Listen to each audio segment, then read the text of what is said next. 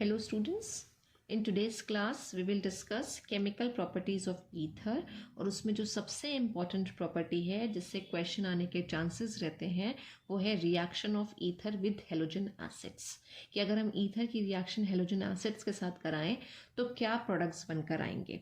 अब halogen acid में हमारे पास तीन main acids होते हैं HI, HBr और HCl और रिएक्टिविटी का जो ऑर्डर है वो वही रहेगा जो हम पढ़ते आए हैं कि HI सबसे ज़्यादा रिएक्टिव है, उसके बाद HBr आएगा और उसके बाद HCl आएगा। राइट तो अगर हम ईथर की रिएक्शन करा रहे हैं हेलोजन एसिड के साथ तो क्या प्रोडक्ट बनेंगे। तो अगर हम एक जनरल रिएक्शन ले लें तो हमने एक ईथर लिया और इसकी रिएक्शन अगर हमने हेलोजन एसिड के साथ कराई तो हमको मिलेंगे एल्काइल हैलाइड प्लस अल्कोहल। अगर आपको विलियमसन सिंथेसिस याद हो जहाँ पे हम ईथर की प्रिपरेशन की बात कर रहे थे तो वहाँ पे हम एल्काइल हैलाइड और अल्कोहल की हेल्प से ईथर बना रहे थे।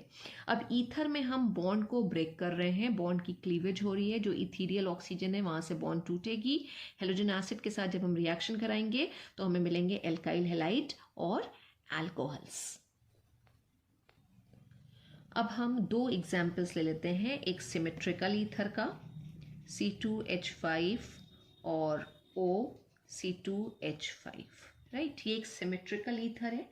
सिमेट्रिकल ईथर इसलिए है क्योंकि ऑक्सीजन के दोनों तरफ जो इथीरियल ऑक्सीजन है इसके दोनों तरफ जो है वो सेम एल्काइल ग्रुप्स लगे हुए हैं और इसकी रिएक्शन हम करा रहे हैं HI के साथ। राइट टेम्परेचर याद रखना आपके लिए इतना ज़रूरी नहीं है लेकिन 373 केल्विन पे ये रिएक्शन हो रही है।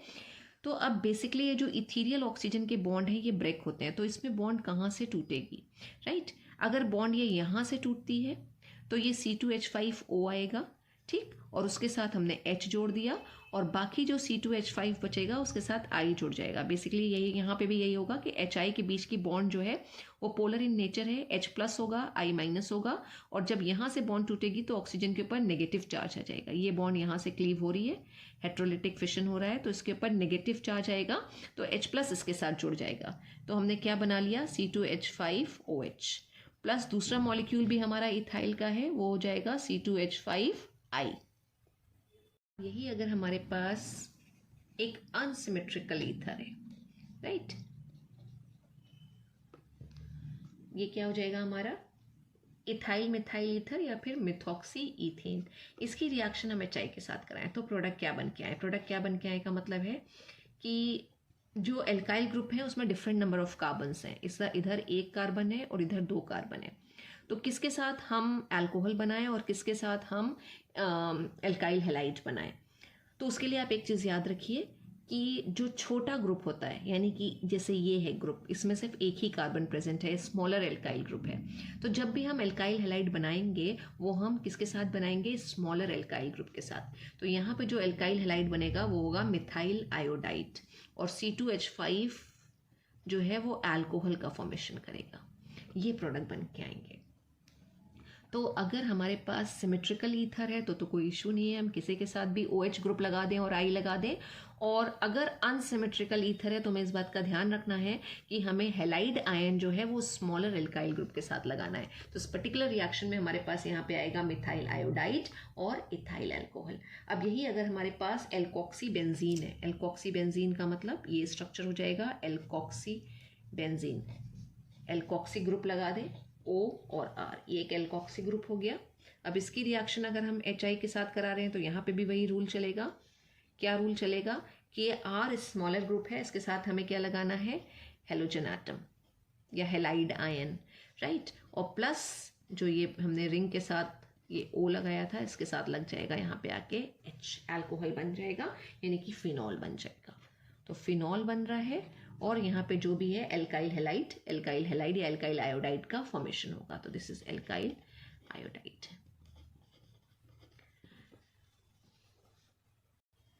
तो अनसिमेट्रिकल ईथर्स में, इन अनसिमेट्रिकल ईथर्स हमें कुछ बातें ध्यान रखने वाली हैं जब हम प्रोडक्ट का फॉर्मेशन करें। अनसिमेट्रिकल ईथर्स अगर हमारे पास है तो हमें क्या बातें ध्यान रखनी है, राइट। और इसमें जो हमें मेन बात ध्यान रखनी है वो है nature of alkyl group. Alkyl group किस तरह का है, नेचर ऑफ एल्काइल ग्रुप पे ही डिपेंड करेगा कि बॉन्ड किस तरह से टूटेगी और हैलाइड आयन किसके साथ जाएगा और अल्कोहल कौन सा ग्रुप बनाएगा।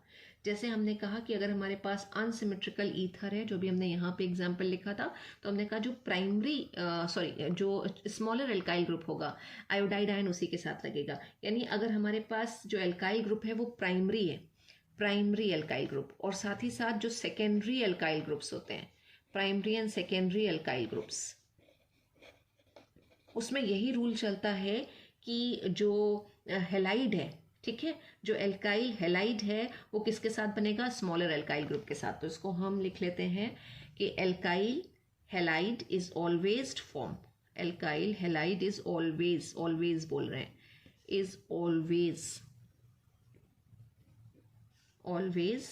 formed from smaller alkyl group, smaller alkyl group। एक एग्जाम्पल हम ऊपर लिख चुके हैं जो प्राइमरी का ही एग्जाम्पल है, और अगर हम सेकेंडरी का एग्जाम्पल लिखें तो सेकेंडरी का एग्जाम्पल ये हो सकता है CH3O, और यहाँ पे जो लगा हुआ है कार्बन ये CH है, और इसके साथ जो है वो क्या आ रहे हैं, 2 और कार्बन एटम्स आ रहे हैं। ये स्ट्रक्चर है, ये आइसोप्रोपाइल हो गया और ये मिथाइल ईथर हो गया। तो this is methyl isopropyl ether, right. अब इसमें जो एल्काइल ग्रुप है, ये वाला जो एल्काइल ग्रुप है ये क्या है, सेकेंडरी एल्काइल ग्रुप आ रहा है। ये कार्बन जो है ये 2 और कार्बन के साथ जुड़ा हुआ है, तो सेकेंडरी का स्ट्रक्चर है। अगर सेकेंडरी का स्ट्रक्चर है और हाइड्रोजन एसिड के साथ हम इसकी रिएक्शन करा रहे हैं, टेम्परेचर वही रख रहे हैं 373 केल्विन, अगर हम ये रिएक्शन करा रहे हैं तो अब जो होगा वही रूल चलेगा जो प्राइमरी के साथ चलता था कि एल्काइल हेलाइड जो बनेगा वो स्मॉलर एल्काइल ग्रुप के साथ, यानी इसके साथ बनेगा। प्रोडक्ट क्या आएंगे, CH3Br हो जाएगा, प्लस ये अल्कोहल बन के आएगा हमारे पास CH3 या CH3 और OH, राइट। तो ये बन गया आइसोप्रोपाइल और अल्कोहल, आइसोप्रोपाइल अल्कोहल। अब अगर टर्शरी एल्काइल ग्रुप है, ये इंपॉर्टेंट चीज़ है कि अगर टर्शरी एल्काइल ग्रुप है तो ध्यान दीजिएगा कि टर्शरी एल्काइल ग्रुप के साथ क्या बनेगा।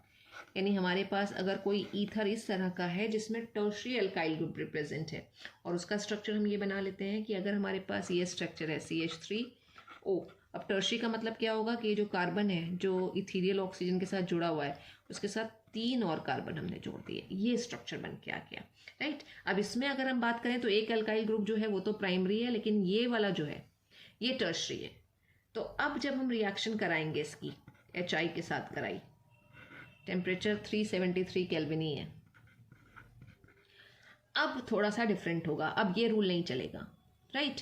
इस केस में जब हम टर्शरी की बात करते हैं तो जो अल्कोहल बनेगा, जैसे हमने ऊपर लिखा था alkyl halide is always form, अब इस केस में क्या होगा, अल्कोहल विल बी फॉर्म्ड या alcohol is formed with a smaller alkyl group, smaller alkyl group. अगर आपको ये 2 पॉइंट याद है तो आप बहुत आराम से एनसीईआरटी की जो कुछ एक्सरसाइजेज हैं उनको सॉल्व कर सकते हैं। तो यहाँ पे जो CH3O था, यानी बॉन्ड जो है वो ऐसे टूट रही है कि ये O इस CH3 के पास है, राइट। और जब ये बॉन्ड टूटेगी तो ये इस तरह से बॉन्ड टूटेगी, और ये जो स्टेबिलिटी है इसमें कार्बोकेटाइन की, हम स्टेबिलिटी को देखते हैं, जो कार्बोकेटाइन बन के आएगा वो क्या आ रहा है, टर्शरी। और इसमें फिर क्या करेगा, जो प्रोसीड होगी रिएक्शन वो किससे होगी, SN1 से होगी, राइट। अभी हम पहले प्रोडक्ट लिख लें, तो ये प्रोडक्ट बन के आ गया, इसके साथ जुड़ गया, H प्लस इससे निकल आएगा और बाकी I इसके साथ जुड़ेगा, तो ये जो बनेगा वो हो जाएगा हमारा CH3 और इसके साथ यहाँ पे जो है वो आ जाएगा I। अब ये टर्शरी ब्यूटाइल का है स्ट्रक्चर, टर्शरी ब्यूटाइल और आयोडाइड, और क्या बन गया साथ में, मिथेनॉल। तो इस पर्टिकुलर रिएक्शन में अगर हम कहें कि प्रोडक्ट का फॉर्मेशन किस चीज़ से कंट्रोल हो रहा है, तो स्टेबिलिटी ऑफ कार्बोकेटायन से प्रोडक्ट का फॉर्मेशन कंट्रोल हो रहा है, क्योंकि इसमें जो इंटरमीडिएट कार्बोकेटायन बन के आएगा वो टर्शियरी नेचर होगा, जो प्रोटोनेटेड ईथर से बनेगा। तो फिर से बस दो चीज़ें आपको याद रखनी है जब हम हेलोजन एसिड के साथ रिएक्शन करेंगे कि प्राइमरी और सेकेंडरी अगर एल्काइल ग्रुप्स लगे हुए हैं ईथर में, तो एल्काइल हैलाइड आपको हमेशा किसके साथ बनाना है, स्मॉल एल्काइल ग्रुप के साथ। और अगर टर्शियरी एल्काइल ग्रुप का स्ट्रक्चर प्रेजेंट है ईथर के अंदर, तो आपको जो अल्कोहल बनाना है तब आपको मतलब अल्कोहल स्मॉलर एल्काइल ग्रुप के साथ बनाना है। ठीक है, अब अगर हम एक और एग्जाम्पल लेके चले कि अगर हमारे पास बेंजाइल एल्काइल ईथर्स हो, बेंजाइल एल्काइल ईथर्स, तो हमारे पास क्या प्रोडक्ट बन के आएंगे। तो बेंजाइल इथाइल ईथर का ये स्ट्रक्चर हो गया। जनरलाइज्ड फॉर्म बोले तो ये होगा बेंजिल या बेंजाइल। ये देखिए जो C6H5 है, यानी जो बेंजीन रिंग आएगी उसकी जगह CH2 लगा होता है तो उसे हम बेंजिल बोलते हैं, और साथ में क्या लगा हुआ है, इथाइल ईथर। तो बेसिकली ये बेंजाइल एल्काइल ईथर्स है, राइट। और इसमें प्राइमरी ग्रुप लगा हुआ है, जो C2H5 या CH3 लगा होगा, ये एक प्राइमरी ग्रुप है। ठीक है, अब इसमें जब हम बात करते हैं तो ये रिएक्शन जो प्रोसीड होती है वो SN1 मैकेनिज्म से होती है, SN1, राइट। और जब SN1 से होती है तो हम स्टेबिलिटी ऑफ कार्बोकेटायन देखेंगे। तो इसमें जो मैकेनिज्म जब हम देखते हैं तो हम कहते हैं प्रोटोनेटेड ईथर का फॉर्मेशन होता है, यानी कि H+ जुड़ेगा। तो अगर H+ जुड़ेगा तो हमारे पास ये स्ट्रक्चर बन के आ जाएगा, CH2O और C2H5, एक लोन पेयर ऑक्सीजन देगा, ये इस H+ को और इस H+ को अपने साथ जोड़ के प्रोटोनेटेड ईथर बना लेगा, राइट। तो ये H आ जाएगा, यहाँ पे एक लोन पेयर बचा और ऑक्सीजन के ऊपर आ गया पॉजिटिव चार्ज, तो एक प्रोटोनेटेड ईथर बन गया, राइट। अब ये प्रोटोनेशन हो गया हमारा। सेकेंड अगर हम यहाँ पे लिखें कि सेकेंड स्टेप क्या आएगा, ये फर्स्ट स्टेप हो गया। सेकेंड स्टेप अब अगर हम लिखते हैं तो ये C6H5O, हमें कार्बोकेटायन बनाना है बेसिकली। अब हमें स्टेबिलिटी ऑफ कार्बोकेटायन देखना पड़ेगी, उसी से ही हमारा प्रोडक्ट डिसाइड होगा कि प्रोडक्ट क्या बन के आएगा। ये हमारा स्ट्रक्चर है यहाँ पे, राइट। अब जब कार्बोकेटायन का फॉर्मेशन होता है तो वो रिएक्शन का स्लो स्टेप होता है, मैकेनिज्म का स्लो स्टेप होता है, तो ये स्लो स्टेप भी होगा। अब कार्बोकेटायन हम कैसे बनाएं, किस तरह से हम बॉन्ड को तोड़ें, हम बॉन्ड को यहाँ से तोड़ें, C2H5 बनाएं कार्बोकेटायन, यानी इथाइल कार्बोकेटायन बनाएं, या फिर हम बेंजाइल कार्बोकेटायन बनाएं। तो स्टेबिलिटी किसकी ज्यादा होती है, बेंजाइल कार्बोकेटायन की स्टेबिलिटी ज्यादा होती है। तो यहाँ पे हमें क्या करना है, बेंजाइल कार्बोकेटायन बनाना है, यानी C6H5 रिंग आ जाएगी और CH2 पॉजिटिव चार्ज, राइट। और प्लस ये जो है C2H5OH, ये यहाँ पे ये बॉन्ड लेके निकल गया है, तो ये यहाँ पे बन जाएगा C2H5OH, इथेनॉल का फॉर्मेशन होगा। ये हमारा बन के आ रहा है बेंजिल या बेंजाइल कार्बोकेटायन, राइट। तो SN1 से हम इसको चला रहे हैं, SN1 से प्रोसीड हुई है रिएक्शन। तो स्टेबिलिटी ऑफ कार्बोकेटायन देख के हम यहाँ पे प्रोडक्ट का फॉर्मेशन करेंगे। अब अगर ये कार्बोकेटायन बन के आ रहा है तो ऑब्वियस ही बात है जो I- होगा वो इसके साथ जुड़ेगा, और जब I- इसके साथ जुड़ेगा यानी न्यूक्लियोफाइल इसके साथ जुड़ेगा, ये बेंजीन रिंग हो गई, यानी कि C6H5 जो थर्ड स्टेप की हम बात कर रहे हैं उसके साथ CH2 आ रहा है, राइट। और ये और ये लगा दिया हमने ट्रिपल बॉन्ड, और इसके ऊपर पॉजिटिव चार्ज है। अब इसके ऊपर न्यूक्लियोफाइल का अटैक होगा, I-, ये न्यूक्लियोफाइल है, न्यूक्लियोफाइल अटैक करेगा, ये फास्ट स्टेप होगा, न्यूक्लियोफाइल इसके साथ जुड़ जाएगा। तो अगर जुड़ेगा तो ये बेंजीन रिंग आ गई और ये CH2 आ गया और ये I इसके साथ जुड़ गया, क्या बना ये बेंजिल आयोडाइड, बेंजिल आयोडाइड का फॉर्मेशन हुआ, राइट। तो प्रोडक्ट क्या बन के आते हैं, अगर हमारे पास बेंजाइल एल्काइल ईथर होते हैं, बेंजाइल एल्काइल ईथर के केस में जो स्मॉलर ये ग्रुप जो लगा हुआ था, जो एल्काइल ग्रुप लगा हुआ था, उसका अल्कोहल बनेगा, और बाकी बेंजिल कार्बोकेटायन से हमारे क्या बन के आएंगे, बेंजिल हैलाइड्स बन के आएंगे, बेंजिल हैलाइड्स। और एनिसोल का जो केस था उसमें अलग कंडीशन थी जो हमने पहले भी डिस्कस किया है। ये अगर हमारे पास एनिसोल है जिसको हम मिथाइल फिनाइल ईथर भी कहते हैं, ये O और ये CH3, राइट। इसमें जब हम बात करेंगे हमारा HI जुड़ेगा, ठीक है, तो फिर हमारे एराइल हैलाइड नहीं बनेंगे, हमारे क्या यहाँ पे बनेंगे अल्कोहल्स, OH ग्रुप आता है, फिनॉल बनेगा, और ये स्मॉलर जो अल्काइल ग्रुप लगा हुआ है इसके साथ I आ जाएगा, ये प्रोडक्ट बनेगा, राइट। लेकिन अगर ऐसा स्ट्रक्चर हमारे पास है, बेंजाइल इथाइल ईथर का स्ट्रक्चर है हमारे पास, तो फिर एरोमेटिक रिंग के साथ जो CH2 होगा उसके साथ I जुड़ेगा। तो ये दोनों में डिफरेंस है, इस चीज़ को क्लियरली समझ लीजिएगा कि कैसा स्ट्रक्चर दिया हुआ है। अगर स्ट्रक्चर आपको क्लियर है तो आप इजीली प्रोडक्ट का फॉर्मेशन कर सकते हैं, कोई डिफिकल्टी नहीं आएगी आपको प्रोडक्ट बनाने में। इसी टॉपिक पे बेस्ड जो एनसीईआरटी का ये सॉल्व्ड एग्जाम्पल नंबर 11.7 है उसको देख लेते हैं। ये पूछ रहे हैं give the major products that are form by heating each of the following either with HI। अगर HI के साथ हमारे पास ये 3 ईथर दे रखे हैं, हम इनको अगर हीट करेंगे तो हमारे पास क्या प्रोडक्ट्स बन के आएंगे। राइट, हमने क्या बात करी थी, हमने कहा था कि अगर हमारे पास प्राइमरी अल्काइल ग्रुप है और सेकेंडरी अल्काइल ग्रुप्स अगर लगे हुए हैं तो जो स्मॉलर अल्काइल ग्रुप होगा उसी के साथ हेलोजन या हेलाइड आयन लगेगा। लेकिन अगर हमारे पास टर्शरी अल्काइल ग्रुप का स्ट्रक्चर बन के आ रहा है तो फिर टर्शरी अल्काइल ग्रुप के साथ हेलाइड आयंस लगेंगे। इसी चीज को हमें ध्यान रखना है। तो पहले दो जो एग्जाम्पल है वो उसी से ही सॉल्व होंगे। ये स्ट्रक्चर देखिए, इसमें जो इथीरियल ऑक्सीजन है इसके इधर CH2 CH3 प्रेजेंट है और इधर भी क्या है CH2 प्रेजेंट है। तो बेसिकली अगर हम देखें तो जो ग्रुप लगे हुए हैं वो कैसे ग्रुप है, प्राइमरी ग्रुप लगे हुए हैं। राइट, यानी जो इथीरियल ऑक्सीजन है वो जिस कार्बन के साथ जुड़ा हुआ है वो एक ही कार्बन के साथ है और इधर भी जो इथीरियल कार्बन है वो एक और कार्बन के साथ ही जुड़ा हुआ है। तो प्राइमरी है, तो जब प्राइमरी होगा तो क्या होगा, जो स्मॉलर अल्काइल ग्रुप होगा उसके साथ आयोडाइड जुड़ेगा। तो यहाँ आंसर्स भी दे रखे हैं, देखिए CH3 CH2I बनाया है इन्होंने, ठीक है। और बाकी ये O के साथ क्या किया, H लगा दिया, पूरा स्ट्रक्चर लिखा और O के साथ H लगा दिया, प्रोडक्ट बन गया। इसमें अगर हम देखें तो ऑक्सीजन एटम जो है इधर एक ही कार्बन के साथ जुड़ा हुआ है और ये कार्बन एक और कार्बन के साथ जुड़ा हुआ है, लेकिन ये जो इथीरियल ऑक्सीजन है जिस कार्बन के साथ जुड़ा हुआ है वो 2 कार्बन के साथ और जुड़ा हुआ है। मतलब अगर हम यहां से बॉन्ड को तोड़ेंगे तो एक टर्शरी स्ट्रक्चर बन के आएगा, कार्बन 3 और कार्बन के साथ जुड़ा हुआ है। राइट, तो एक टर्शरी अगर स्ट्रक्चर बन के आ रहा है यानी टर्शरी अल्काइल ग्रुप अगर है तो फिर हमें क्या करना था, हमने क्या बात करी थी, हमने कहा था कि जो टर्शरी ग्रुप होगा अल्काइल ग्रुप उसके साथ हमें हेलाइड आयन लगाना है, आयोडाइड आयन लगाना है। तो सेकेंड केस में जो प्रोडक्ट बन के आ रहे हैं वो देखिए टर्शरी के साथ ये लगा हुआ है, ठीक है। टर्शरी जो स्ट्रक्चर पूरा था उसके साथ आयोडाइड आयन लगा दिया और जो ये CH3 CH2 CH2 3 कार्बन की जो चेन थी उसके साथ ऑक्सीजन एटम था, H लगा दिया तो प्रोपेनॉल का फॉर्मेशन हो गया, प्रोपेनॉल बना लिया।